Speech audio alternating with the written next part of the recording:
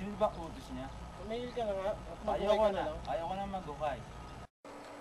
Dumating na sina Crisostomo at ang kanyang alalay. Asan ba? Nasa likod po ng malaking bato, senyorito. Doon ba? Ngunit, hindi po yan ang natatandaan ko, senyorito. Saglit lang po ang pagtatanong ko. Nilapitan ng alalay ang naghuhukay at nagtanong. Mawalang galang na po sa inyo. Nakita niyo ba yung isang malaking bato dito? Ngunit sinira ko na yun. Ano? Bakit na naman ginawa yun? Napagutusan lamang ako ng malaking pura. Anong ginawa mo sa bangkay? Huwag po kayong magalit, senyor. Masyadong mabigat ang bangkay kaya tinapon ko na lamang iyon sa ilog. Itinapon? Isang malaking kabaliwan.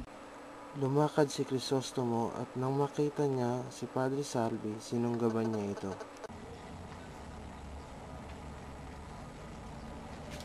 Anong ginawa mo sa aking ama? Nagkakamali ka. Wala akong ginawa sa inyong ama. Anong wala?